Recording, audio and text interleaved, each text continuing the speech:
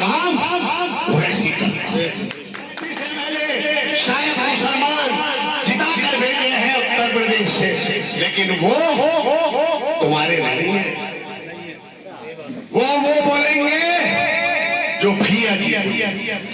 अगर भैया जी ने कहा यस तो बोले सर यस, अगर भैया जी ने कहा नो बोले मुसलमान।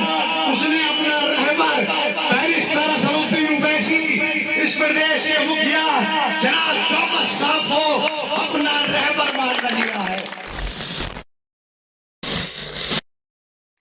हुसैनी अज़्म रखते हैं, हुसैनी शान रखते हैं, हुसैनी अज़्म रखते हैं, हुसैनी शान रखते हैं।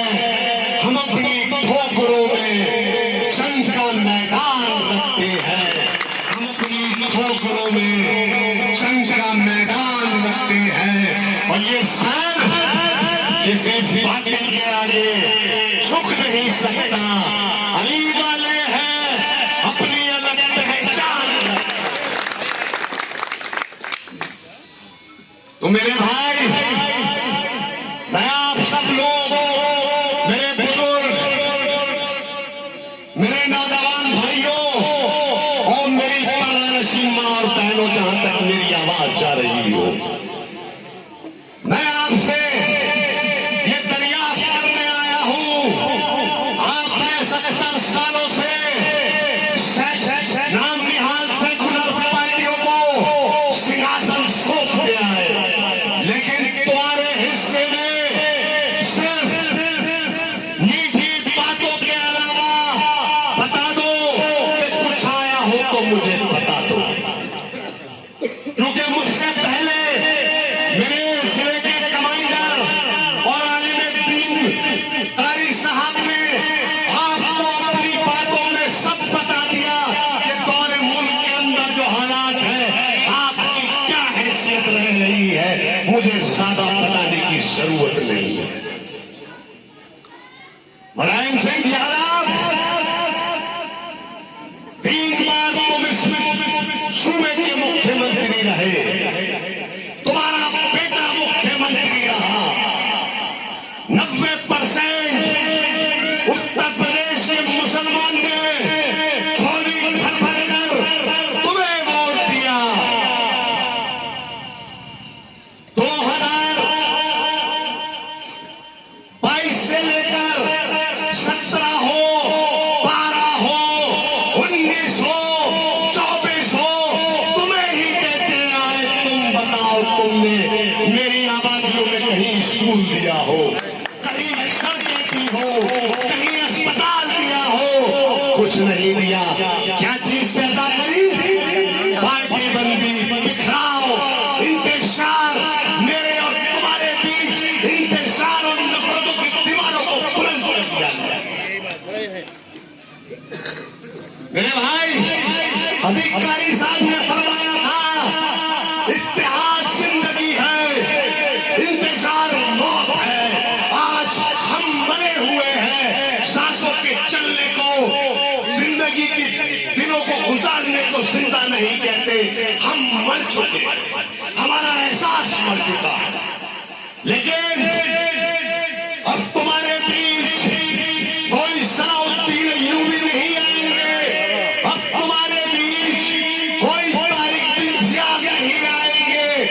मेरे भाई, अल्लाह ने तुम्हें एक ऐसा साहिब तुम्हारे लिए भेजा है, अगर तुमने उसकी पहचान नहीं की, उसकी बात पर, उसकी जुबान पर लबैक नहीं किया, तो खुदा की कसम आने वाली ये नस्लें तुम्हारे गिरेबान को पकड़कर तुमसे ये सवाल जरूर करेगी कि अल्लाह ने जब हमारे बीच एक ऐसा बैरिस्टर, तालीम याफ्ता, अमलों का माहिर बैरिस्टर असदुद्दीन ओवैसी, जिसके चेहरे पर सुन्नत रसूल सजती है, हिंदुस्तान की गलियों तक तुम्हारे दर्दों को, तुम्हारी परेशानियों को अपनी जुबान देकर बयान करता है, पूछेंगे।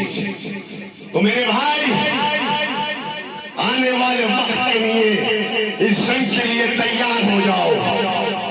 जंग ये जमहूरियत है, यहाँ डेमोक्रेसी है, यहाँ आईन है। आईन की सबसे बड़ी जंग, आईन के अंदर तुम्हारी राय शुमारी होती है, तुम्हारा वोट होता है। आप देखो, ना तो वैसी कभी तुम्हारे बीच आया, ना तुमने कभी वोट दिया, लेकिन आज चाहे उत्तर प्रदेश हो, हिंदुस्तान की कोई भी जगह हो, अगर किसी कमजोर के साथ, किसी दलित के साथ, किसी मुसलमान के साथ अगर जाति होती है, हमारे पार्लियामेंट से लेकर हिंदुस्तान की गलियों तक तुम्हारी आवाज बुलंद करने का काम वैसी करना है। तो मेरे भाई, जिला पंचायत चुनाव बहुत जल्द तुम्हारे बीच है, बीच या कहो कि शुरू हो गए। तुम्हें इंतखाब करना होगा, ये नहीं देखना होगा यहाँ गाड़ी है, यहाँ चुटिया है। अगर जिस दिन तुमने ये बात तय कर ली कि हमें अपने परचम, अपनी पतंग के निशान पर वोट देना है, खुदा की कसम उस दिन इस हिंदुस्तान के अंदर, इस उत्तर प्रदेश के अंदर तुम्हारी क़यादत खड़ी हो जाएगी। समाजवादी के लोग आएंगे, एक विधायक जीत जाए तो आप क्या कर लोगे? मुसलमान मुख्यमंत्री तो नहीं बन सकता, प्रधानमंत्री नहीं बन सकता, लेकिन मेरे भाई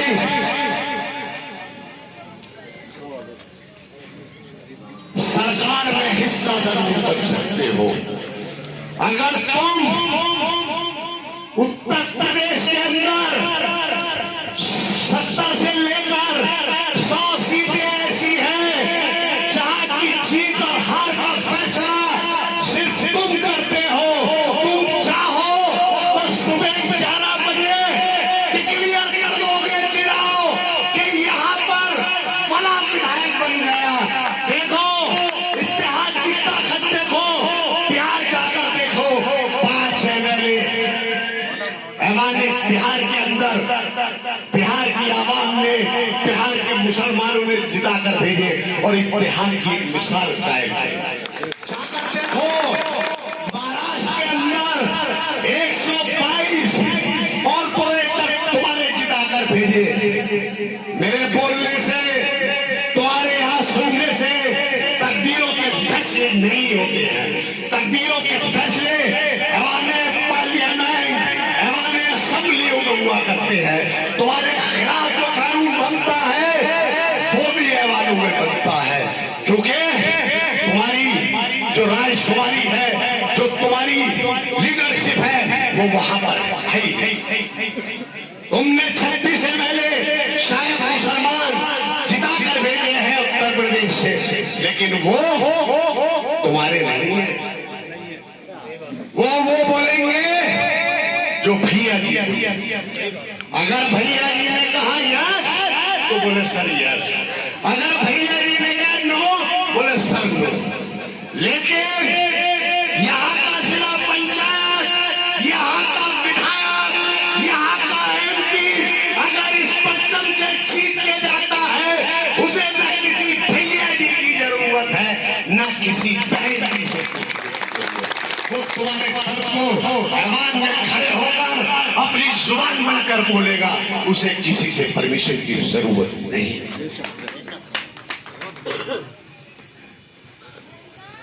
मुईद खान तकरीबन 1 साल पहले रेप के इल्जाम में जेल भेज दिए गए।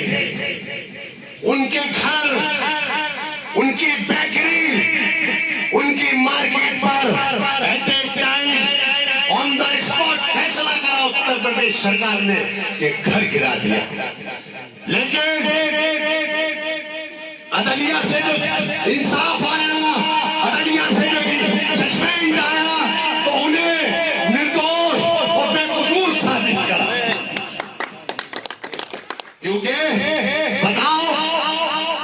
कोई आवाज मुईद खान के नाम पर कोई अभी तक बर्पा हुई नहीं हुई, क्योंकि वो मुसलमान है।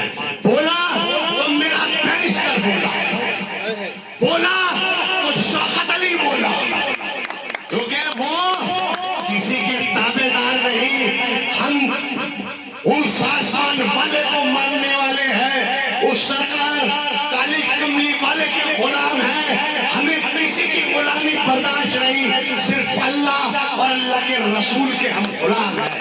हम करते हैं तो सिर्फ अल्लाह से डरते हैं। मेरे भाई, इस्लाम और डर एक जगह नहीं रह सकते। जहां डर है वह इस्लाम नहीं, और जहां इस्लाम है वहां डर का कोई सवाल नहीं, क्योंकि ये मेरा मुकद्दस यकीन है कि जब तक मेरा रब नहीं चाहता, मेरी जिंदगी, मेरी मौत, मेरा रिस्क, मेरी जिल्लत, मेरी इज्जत सिर्फ मेरे रब के इख्तियार है, बाकी दुनिया में किसी के। तो मैं आपसे ये दरियाफ्त, ये दरखास्त करने आया हूं कि आने वाले जिला पंचायत चुनाव में हमारे संभावित प्रत्याशी कारी रजा साहब कोई भी हो, मजबूती से खड़े हो जाना, कारी साहब के हाथों को मजबूत करना और ये मैसेज देना संभल जिले से, उत्तर प्रदेश ही नहीं पूरे हिंदुस्तान के अंदर ये मैसेज जाना चाहिए कि मुसलमान, उसने अपना रहबर बैरिस्टर असदुद्दीन ओवैसी, इस प्रदेश के मुखिया जनाब शौकत साहब को अपना रहबर मान लिया है। और मैं आप सब लोगों का तहे दिल से शुक्रगुजार हूँ कि आप सब लोगों ने हमारी बातों को इतनी संजीदगी से सुना, और मैं आपसे फिर यही दरियाफ्त करने आया हूँ कि आप खुद ओवैसी बन जाओ, अपनी जुबान से, अपनी कोशिशों से, अपने अमलों से जगह जगह बता दो कि अब समाजवादी तेरा कोई काम नहीं, अब ओवैसी का काम है, जो हमारी बात कहता है अब हम भी उसकी ही बात करेंगे। इस शेर के साथ मैं अपनी बात को खत्म करूंगा। दर्द की हद से गुजारे तो सही जाए, दर्द की हद से